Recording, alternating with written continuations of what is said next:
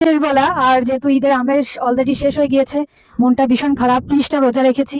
30টা রোজা রাখার পর মুমিনদের হৃদয়টা অবশ্যই একটু ক্ষত থাকে, কারণ 30টা ইবাদত তারা করতে পেরেছে, রোজা রাখতে পেরেছে, তো বেশি বেশি আমল করতে পেরেছে। রোজা শেষ হয়ে গেলে কিন্তু সেই সময়টা বা সেই সুযোগটা তারা পায় না।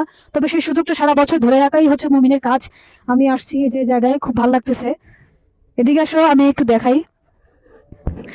তো আমি আসছি একদম বিলের মাঝখানে, অত্যন্ত সুন্দর জায়গা, মনোমুগ্ধকর একটা জায়গা বললে ভুল হবে। তার থেকে অনেক সৌন্দর্য, মানে পৃথিবীতে যে নৈসর্গিক সৌন্দর্য, এটা উপভোগ করতে হলে অবশ্যই প্রকৃতির সাথে মিশে যেতে হবে।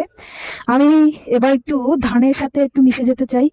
এই যে ধানের ভিতরে নেমেছি, সো এইখানে আবার সাপ টাপ থাকতে পারে। আমি একদম ধানের ভিতরে নেমে গেছি গাইস, দেখতে পাচ্ছেন। তো এখানে কিন্তু ধান টান চাষ করা হচ্ছে। কিছুদিন আগে আসছি, তখন এখানে একদম পুরো ফাঁকা ছিল, শুকনো মাঠ। আর এখন একদম চারপাশে ধানের একদম পুরো ভরে গেছে। অবশ্য যে সূর্য অলরেডি ডুবে গেছে। আরেকটা জিনিস দেখাতে পারি, উপরে চাঁদ কিন্তু দেখা যাচ্ছে।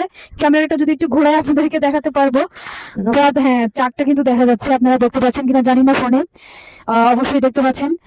আর সূর্য ডুবে গেছে, আর অলরেডি চাঁদও মাথার উপরে চলে আসছে। তার মানে একদম গধূলির শেষ বেলা যেটাকে বলে, একদম শেষ প্রান্তে। আর আমি আসছি এই যে এই জায়গা উপভোগ করতে। চমৎকার সুন্দর জায়গা। তো মনে হচ্ছে যে এইখানে একটা মাঠের মাঝখানে, বিলের মাঝখানে একটা বাড়ি করে এখানে থাকি।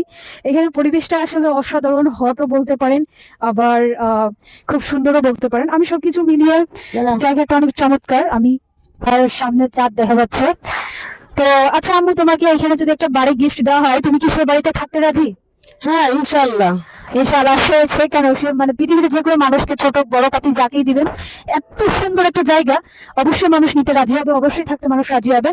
অত্যন্ত চমৎকার। আর পিছনের দিকে দেখতে পাচ্ছেন, ক্যামেরাটা ঘুরালে দেখা যায়, পিছনের দিকে সারি সারি পাহাড় পাহাড় সম গাছপালা দেখতে পাচ্ছেন, একদম পিছন সাইডে।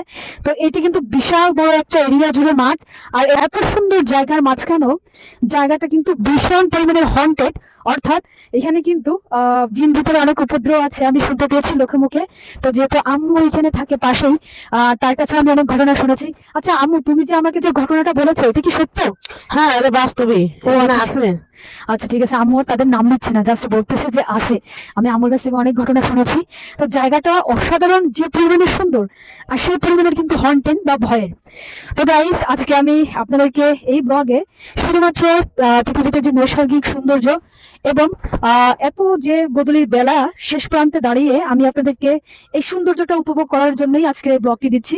তো অবশ্যই আমি আপনাদের কাছে এটা আশা রাখছি যে আপনারা লাইক, কমেন্ট, সাবস্ক্রাইব করে আমার পাশেই থাকবেন। সকলকে ধন্যবাদ। আসসালাম।